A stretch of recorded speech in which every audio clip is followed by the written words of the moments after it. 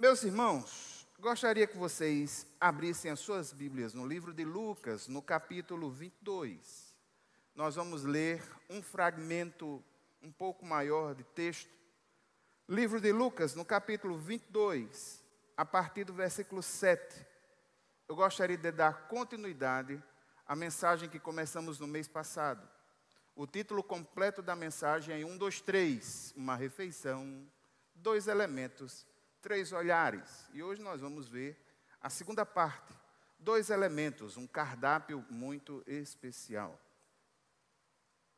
Livro de Lucas, no capítulo 7, a partir do no capítulo 22, a partir do versículo 7. Eu não vou colocar o texto nos slides, se você puder abrir na sua Bíblia, por favor, nesse momento. É por uma questão simples, nós vamos ter uma grande sequência de texto e vamos estar parando para estar falando sobre algumas questões aqui e ali. Amém? Lucas, capítulo 22, a partir do versículo 7, o texto diz assim. Versículos 7 e 8. Finalmente chegou o dia dos pães sem fermento, no qual devia ser sacrificado o cordeiro pascal. Jesus enviou Pedro e João dizendo, vão preparar a refeição da Páscoa. Olhe para mim um momento. Irmãos, a Páscoa, a festividade de Páscoa, ela foi agregada a uma festividade chamada Festa dos Pães Asmos, no sentido de expandir, de comemorar, de ampliar esse conceito. Perceba que esse dia, o dia em que o cordeiro para a Páscoa era morto, no jeito de ser do judaísmo, isso aponta para uma quinta-feira. Não é nenhuma, digamos assim, não é nenhuma falsa evidência ou coisa não razoável dizer que o Senhor inicia o seu processo de crucificação justamente na quinta-feira, no dia em que o cordeiro era morto. Então, no dia em que o cordeiro era morto para a Páscoa, é nesse momento que a ceia do Senhor é instituída e celebrada a partir do próprio Cristo. Isso é importante. A partir do versículo 9. Onde queres que a preparemos? Perguntaram eles. Versículo 10. Ele respondeu, ao entrarem na cidade, vocês encontrarão um homem carregando um pote de água. Sigam-no até a casa em que ele entrar e digam ao dono da casa. O mestre pergunta, onde é o salão de hóspedes, no qual poderei comer a Páscoa com os meus discípulos? Ele lhes mostrará uma ampla sala no andar superior, toda mobiliada. Façam ali os preparativos. Olhe para mim um momento. Jesus, ele tem o total controle de tudo aquilo que está acontecendo. E de forma prévia, quando ele instrui os discípulos a preparar a refeição de Páscoa, ele mostra um sinal inusitado. Um homem levando um cântaro de água. Irmãos, para esse povo, no século I, isso é a mesma coisa de você procurar e achar uma mosca branca. Porque levar água em cântaros era uma atividade eminentemente feminina. Então seria algo facilmente reconhecido quem observasse isso. Jesus mostra que ele tem todo o controle de toda a situação, de tudo aquilo, e ele cita com detalhes o lugar onde essa ceia haveria de ser realizada. Quando da encarnação, o Senhor Jesus vai para uma estrebaria, porque não havia para ele, em grego, kataluma, que é lugar. E ele nasce numa situação pobre, num contexto pobre. E agora, no momento da paixão, no momento da glorificação do seu ministério, de acordo com o Evangelho de João, a sua morte na cruz do Calvário e a sua ressurreição, esse processo é a glorificação do ministério de Jesus, e ele entendia dessa forma. o Senhor escolhe um outro Cataluma, um outro lugar para celebrar a Páscoa, a última refeição com os seus discípulos. E esse lugar é bonito. O texto diz que ele é mobiliado, é no andar superior, muito provavelmente numa casa de pessoas de posse. E em dizer que está mobiliado, mostra que é um lugar de requinte. Vamos para os versículos 13 a 16. O texto diz: eles saíram e encontraram tudo como Jesus lhes tinha dito. Então prepararam a Páscoa. Quando chegou a hora, Jesus e os seus apóstolos reclinaram-se à mesa. E disse-lhes: desejei ansiosamente comer esta Páscoa com vocês antes de sofrer. Pois eu digo, eu não comerei dela novamente até que se cumpra no reino de Deus. Olhe para mim um momento. Como Jesus havia dito, perceba o controle total de Jesus de toda a situação. É registrado que tudo aquilo que ele havia predito, os apóstolos viram na prática.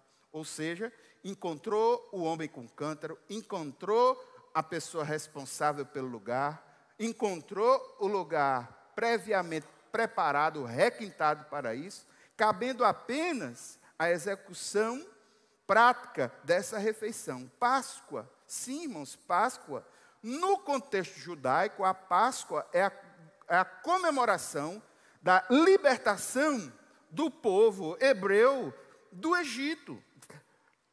Eles foram libertos da morte naquele lugar, através do sangue do Cordeiro, que foi aspergido nos umbrais, e aquilo marca um memorial constante para esse povo. Ou seja, é uma festa de profunda significação para eles. E Jesus tem controle total da situação, e ele mostra que ele haveria de sofrer. E ele diz a gente: olha, antes de sofrer, eu queria muito ter esse encontro com vocês. Era um momento esperado por ele.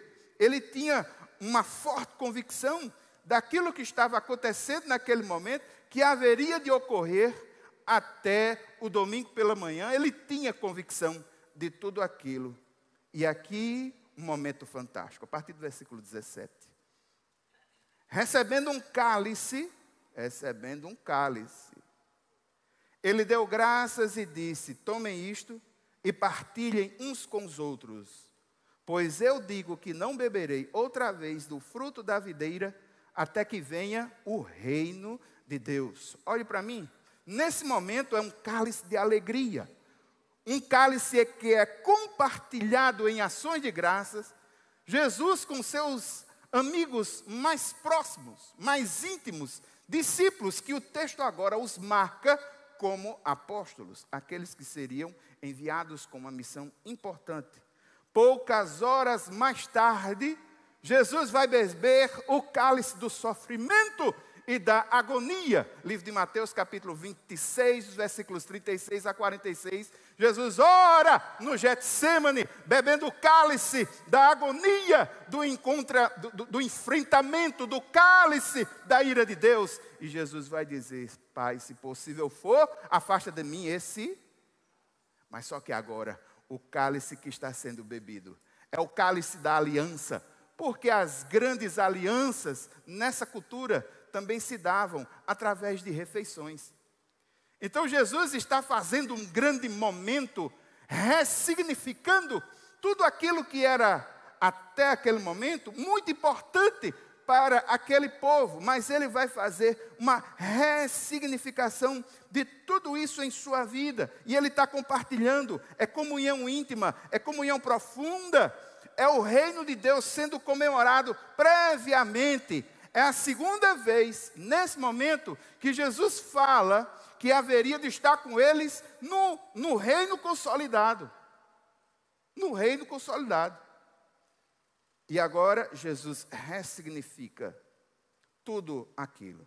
A partir do versículo 19 e 20, encerrando esse texto. O texto diz: tomando o pão, deu graças e partiu-os, e deu aos discípulos, dizendo: isto é o meu corpo dado em favor de vocês. Façam isto em memória de mim. Da mesma forma, depois da ceia, tomou o cálice, dizendo: este cálice é a nova aliança no meu sangue, derramado em favor de vocês. Jesus faz uma ressignificação dos elementos mais simples e óbvios da ceia de Páscoa, na Palestina do século I, da figura de uma refeição entre os judeus. E ele faz a aplicação no seu próprio ser. Isso é feito de forma celebrativa, é um memorial. Perceba que o pão que simboliza o seu corpo é dado não para os méritos ou para que Jesus pudesse se mostrar superior, mas perceba que o texto diz que o pão, o seu corpo é dado por eles. É benefício presente na vida daquele povo. O texto diz, Jesus dizendo: isto é o meu corpo. É algo muito forte, apesar de ser entendido pelo seu simbolismo, mas eu quero realçar uma característica disso, irmãos. Como cristãos, a gênese da nossa ceia, em tese, ela aponta no primeiro momento para a Páscoa judaica, mas a ceia do Senhor, a gênese verdadeira dela, é esse momento em que Jesus faz essa ressignificação dos elementos nele. Então, para nós, o ponto de partida para uma análise mais profunda das implicações bíblico-teológicas da ceia do Senhor para nós, ela passa necessariamente por essa ressignificação. E é grotesco o jeito como Jesus aplica isso. Para judeus que se encostassem, a lei dizia que se eles encostassem numa pessoa morta, estariam impuras para os atos da vida religiosa. Eles eram considerados impuros só em tocar em alguém morto. Para esse povo que só em tocar em alguém morto já era tido como algo a que deviam evitar se eles quisessem ter alguma vida religiosa, Jesus está dizendo: esse é o meu corpo, coma. Esse é o meu sangue, beba. Isso é forte, isso é forte. E os registros da história nos mostram que essas palavras foram, inclusive, mal compreendidas por aqueles que queriam combater o cristianismo, dizendo que o cristianismo, em tese, era uma religião que incitava a questão de canibalismo ou pensamentos que não eram condizentes com a prática social. Irmão, não estamos muito longe disso. Essa semana, nos Estados Unidos, escolas declararam que a Bíblia não seria mais adotada como livro por achar banal e por achar violento os seus ensinamentos. Meu pai, é a derrocada de uma sociedade inteira. Mas vamos lá, estamos aqui, né? Então, irmãos, há diferenças entre a ceia judaica e há diferenças entre a ceia cristã. Eu coloquei ali no alto uma figura representativa de uma ceia judaica. Perceba que ali existem alguns elementos que a ceia cristã ela não tem. Em contrapartida, perceba a simplicidade da ceia cristã abaixo, onde dois elementos são realçados: o pão e o vinho. As ações e as palavras na última ceia, em que se baseia essa ordenança do Senhor para nós, apontam para os dois elementos mais básicos de uma refeição judaica na época de Jesus. Partir o pão em ação de graças, despejar vinho e compartilhar, isso era algo que era dessa praxe. Perceba, irmãos, que naquela primeira há um pedaço de cordeiro no canto superior, onde tem a ceia judaica. aproximadamente ali a 1 hora, se você enxergar esse prato como um relógio, você tem ali um pedaço do cordeiro. Na ceia judaica, o cordeiro está morto. Na ceia cristã, é o cordeiro quem serve. O cordeiro morreu, mas ressuscitou. Perceba que na ceia judaica, existem alguns elementos que foram acrescidos durante o tempo por outras culturas. Se você observar, às 11 horas, nós temos ali um ovo. Isso não é dessa cultura, um acréscimo cultural, talvez da Babilônia ou do Império Medo-Persa. Mas perceba que às 9 horas e às 3 horas, assim como nos outros dois, nós temos ali figuras de ervas amargas. Ervas amargas, que remetem ao momento em que o povo de Israel sofreu debaixo do jugo do faraó no Egito. Então, para lembrar esse sofrimento, perceba que eles tinham nesse cardápio algo que lhes remetia à reflexão de que o Senhor lhes tirou esse sofrimento tão forte. Mas perceba, irmãos, que na ceia cristã os elementos mudam. São mais simples, não há cordeiro, o cordeiro está servindo. O cordeiro morreu, mas ressuscitou. O cordeiro está presente no seu conceito mais amplo, mas os elementos, eles são diferentes.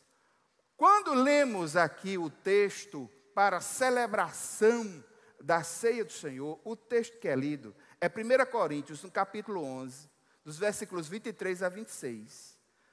E nesse texto, Paulo vai dizer: pois eu recebi do Senhor o que também entreguei a vocês, que o Senhor Jesus, na noite em que foi traído, tomou o pão, tendo dado graças, partiu e disse: este é o meu corpo que é dado em favor de vocês, façam isto em memória de mim. Da mesma forma, depois da ceia, ele tomou o cálice e disse: esse cálice é a nova aliança no meu sangue. Façam isto sempre que o beberem em memória de mim. Porque sempre que comerem deste pão e beberem deste cálice, vocês anunciam a morte do Senhor até que Ele venha. O núcleo fundamental do momento em que o Senhor celebra a ceia junto com os apóstolos, e o momento em que Paulo marca esse rito na igreja primitiva, aponta para os elementos. Perceba que no texto que nós lemos, ao partir o pão, Jesus disse: isto é o meu corpo que é dado por vocês. Essas palavras associam o pão partido à morte de Jesus, de tal modo que essa morte, ela foi voluntária. Jesus morre voluntariamente. É um ato de amor. Perceba que o texto diz: é dado, isto é meu, é dado, é voluntário. Jesus concedeu a sua vida assim, voluntariamente. E o texto nos mostra que é vicário, ou seja, tem ação substitutiva. Esse corpo é dado por vocês, por vós. É significativo sabermos disso, porque esses elementos nos trazem a reflexão hoje, de que essa ceia que aqui está colocada, remete à cruz do Calvário, remete à morte voluntária de Cristo na cruz, e remete ao fato de que tudo aquilo que foi feito, a nossa vitória foi conquistada por Cristo na cruz do Calvário, é vitória dele que se estende até as nossas vidas. Segunda coisa, irmãos, ao tomar o cálice de vinho, Jesus diz: esse cálice é a nova aliança do meu sangue, que é derramado por vós e por muitos para a remissão de pecados. Essas palavras associam o sangue derramado ao sangue sacrificial da antiga aliança, porque não há refeição de Páscoa. E Jesus ressignifica nele. mostrando que a sua morte será um sacrifício mediante o qual pecados haveriam de ser perdoados. E esse é um aspecto essencial da nova aliança que havia sido profetizada no Antigo Testamento. Livro de Jeremias, no capítulo 31, dos versículos 31 a 34, o texto diz: estão chegando os dias, declara o Senhor, quando farei uma nova aliança com a comunidade de Israel e com a comunidade de Judá. Não será como a aliança que fiz com seus antepassados, quando os tirei os tomei pela mão para tirá-los do Egito. Essa é a antiga, não vai ser mais assim. Porque quebraram a minha aliança, apesar de eu ser o Senhor deles, diz o Senhor. Essa aliança nova, essa é a aliança que farei com a comunidade de Israel depois daqueles dias, declara o Senhor. Porei a minha lei no íntimo deles e a escreverei nos seus corações. Eu serei o Deus deles e eles serão meu povo. Ninguém mais ensinará ao seu próximo nem ao seu irmão, dizendo: conheçam ao Senhor, porque todos eles me conhecerão, desde o menor até o maior, diz o Senhor, porque eu lhes perdoarei a maldade e não me lembrarei mais dos seus pecados. Não há dúvida, irmãos, que Jesus falava de maneira simbólica, não é literal, mas é razoável entender que os discípulos também entenderam de maneira simbólica, levando em consideração tudo aquilo que estava sendo envolvido através desses dois elementos. O corpo físico, propriamente dito, de Jesus, estava ali, naquela sala, mas estava servindo, o simbolismo é claro, o corpo e o sangue de Jesus seriam dados na morte sacrificial dele, até o limiar do final de semana. O foco está na cruz. Os elementos da ordenança apontam para a realidade dessa crucificação. É um ato experiencial. Não é um simples lembrete. É algo que está sendo didaticamente construído, vivenciado, por aqueles que sabiam o que era o êxodo, o que é se libertar de uma escravidão. Agora, o Senhor refaz, do mesmo modo, quando nós, irmãos, tomamos o pão, bebemos o vinho, nós precisamos nos lembrar da cruz de Cristo, como se estivéssemos presentes naquele momento, inclusive. Em outras palavras, nós precisamos nos apropriar disso. Quando Jesus diz: esse pão é dado por vós, ou seja, por nós, o vinho derramado por vós, por nós. Essa é a principal, poderia dizer, visível proclamação da essência do Evangelho. Jesus morreu por todos nós. Isso é digno de ser lembrado e comemorado. A ceia do Senhor não é só um memorial do passado, mas é uma antecipação de um banquete celestial. Isso aí eu vou falar na próxima celebração, daqui a um mês, nos 3 olhares. Mas eu gostaria de encerrar com essa lembrança, o texto que nós lemos hoje no começo. Neste monte, o Senhor dos Exércitos preparará um farto banquete para todos os povos, um banquete de vinho envelhecido com carnes suculentas, o melhor vinho. Neste monte, ele destruirá o véu que envolve todos os povos, a cortina que cobre todas as nações. Destruirá a morte para sempre. O soberano, o Senhor, enxugará as lágrimas de todo o rosto e retirará de toda a terra a zombaria do seu povo. Foi o Senhor quem disse: naquele dia dirão: este é o nosso Deus, nós confiamos nele, ele nos salvou. Este é o Senhor, nós confiamos nele, exultemos e alegremos, pois ele nos salvou. A principal lição que os elementos nos dão apontam para a cruz. Mas a principal lição também subjacente e não menos importante que esses elementos nos trazem é que Jesus está presente. Jesus está presente. Na ceia dos discípulos, Jesus estava presente na comunhão. Na ceia dos discípulos, Jesus, no Novo Testamento, o cordeiro que haveria de morrer, mas que ressuscitaria. Na ceia com Jesus, ele é o principal envolvido, sua morte é a marca principal, o corpo, o sangue, a aliança, a morte, a ressurreição. Essa ceia não deve ser encarada, esse momento não deve ser encarado por nós como algo tristonho, mas deve ser encarado como esperança. Quando Jesus fala da sua morte para os discípulos ficam tristes. E no capítulo de João, no Evangelho de João, capítulo 14, Jesus diz: não se atribulem os vossos corações, creiam em Deus, crede também em mim. Na casa do meu Pai há muitas moradas. E é um momento de consolidação espiritual, um momento de consolidação temporal. Haverá um momento, irmãos, em que todos nós reunidos, povos de tribos, línguas, nações, estaremos celebrando uma grande ceia diante do Deus Todo-Poderoso, celebrando o Cordeiro que está sempre presente na igreja. O Cordeiro está presente. A teologia cristã passou muito tempo para entender como era essa presença no momento da ceia.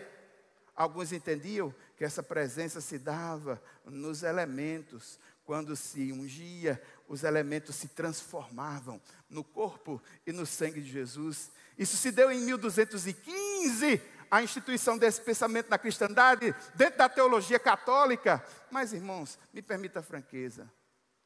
Quando eu não sabia, eu não tinha lido sobre isso, eu achava meio ridículo e até pouco razoável que irmãos lessem isso de uma forma tão literal, entendendo que quando isso era consagrado ao Senhor, literalmente esse pão se transformaria em carne e esse vinho se transformasse em sangue. E eu fui pesquisar por que é que a teologia católica, eles pensam dessa forma. Porque resguardadas as devidas proporções, não há muita razão. Não é razoável. Se você terminar uma ceia, pegar os elementos e levar para uma clínica para fazer uma análise da substância, vai apontar que o pão é pão e que o suco é suco. Não tem como sustentar. Só, irmãos, que eles fazem isso baseado na filosofia. Em 1200, havia uma forte influência da filosofia na cristandade. Um movimento chamado escolasticismo, em que a filosofia era utilizada para dar suporte à fé. E dentro, eu não vou explicar os pormenores, porque eu não tenho mais uma hora, mas dentro da ideia filosófica, na metafísica de Aristóteles, isso faz muito sentido. Não vou explicar o sentido disso, entenda. Mas há uma razão. Por favor, pesquise antes de criticar duramente ou ironicamente. Amém?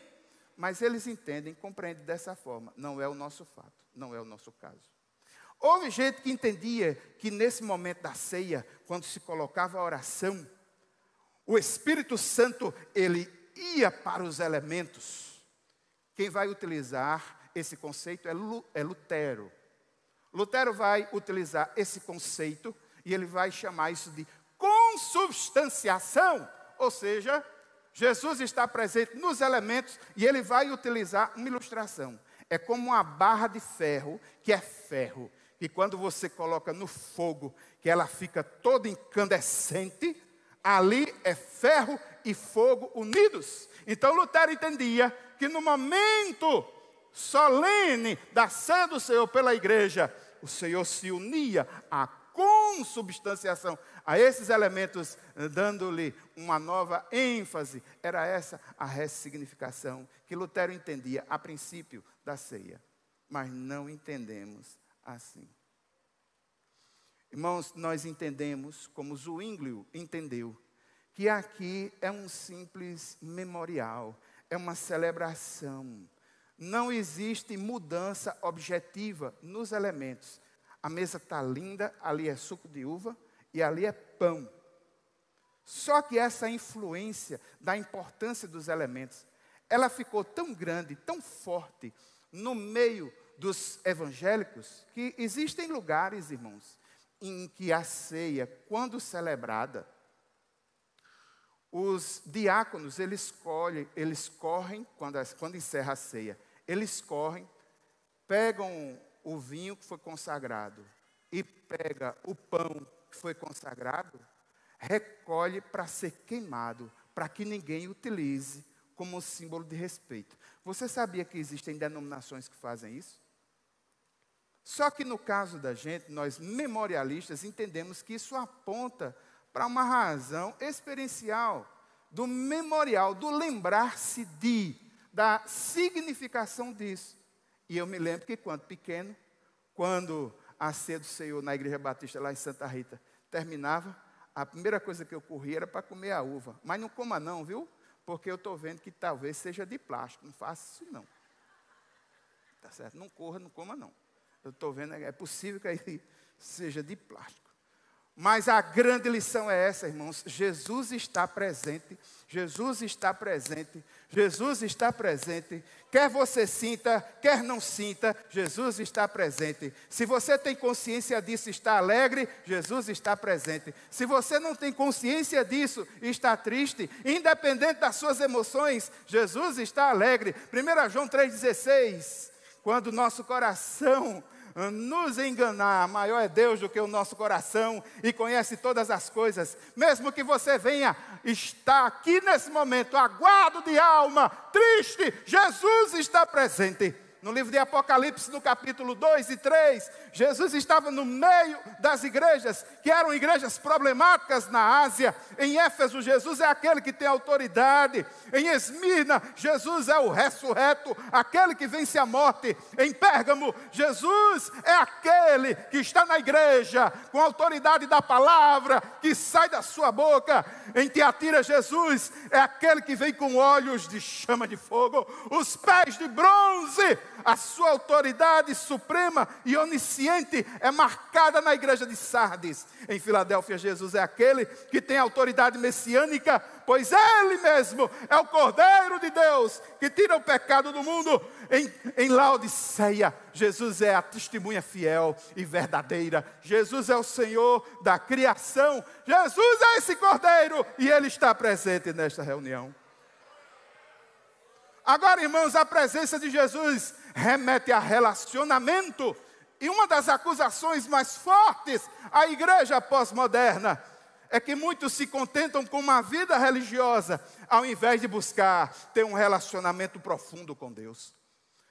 É possível que muitos venham à igreja para ter um encontro, se encontra com o culto, se encontra com a liturgia, se encontra com o estilo de vida, se encontra com as músicas, se encontra com o ensinamento, mas a proposta é diferente, é se encontrar pelo Espírito Santo com Deus vivo, que venceu a morte, está vivo e quer habitar no teu coração. Irmãos, a presença de Cristo traz alegria. Jesus ressurreto esteve entre dois discípulos seus no caminho de Emaús. Esses discípulos não conseguiram reconhecer quem Jesus era. Só que quando Jesus dá-se a conhecer a eles, um deles diz: bem que eu sabia que aquele homem era diferente, porque quando ele falava, o meu coração ardia.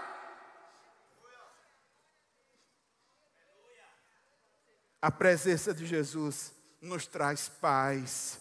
Jesus é a própria paz. No livro de João, dos capítulos 13 a 17, remete a esse encontro de Jesus com os discípulos, tem a ver com a celebração da ceia. No final do capítulo 16, se não me falha a memória, Jesus vai dizer: deixo-vos a minha paz vos dou. Eu não vos dou a vocês como o mundo dá. Paz verdadeira que Jesus coloca em nossos corações. Paz que excede o entendimento. Paz que me faz viver. Paz que nós temos e que ninguém pode tirar. Gostaria de chamar os diáconos para que nós pudéssemos celebrar a ceia do Senhor e os pastores que estão escalados comigo. Eu gostaria que você fizesse dessa canção uma realidade do grande ensinamento.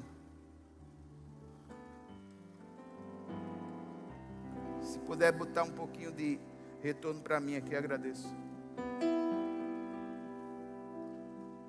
Pela fé eu contemplo um homem de branco no meio do templo, com olhar de amor, com o olhar do Senhor, traindo para si.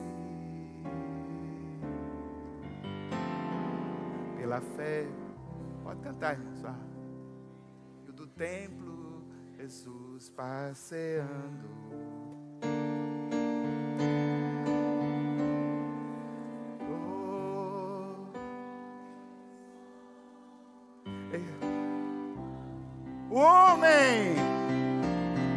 Um homem de branco está passeando no meio da igreja.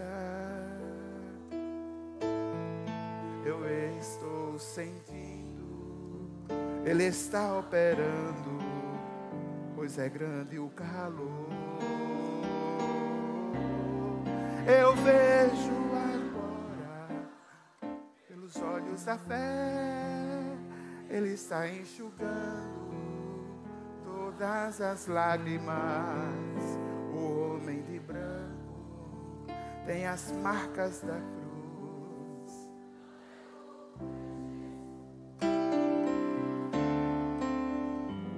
E como eu ando, onde é tua dor? Por que choras tanto? Que eu...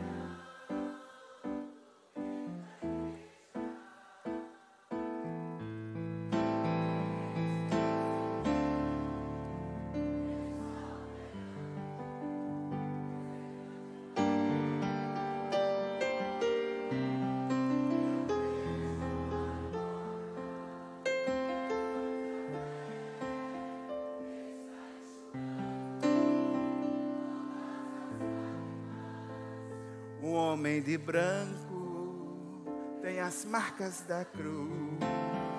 Não é outro, é Jesus. Um homem de branco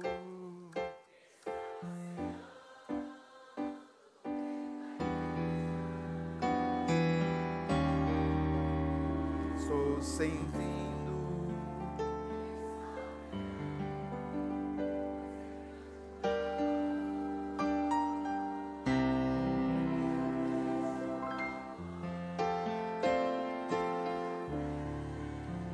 Ele está enxugando todas as lágrimas. Um homem de branco tem as marcas da cruz. Não é outro, é Jesus.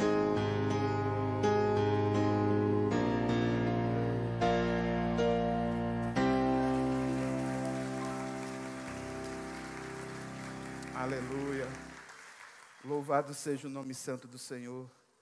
E é esse Jesus que está presente, que eu quero convidá-lo nessa manhã a celebrar conosco através da ceia do Senhor. Fiquemos em pé.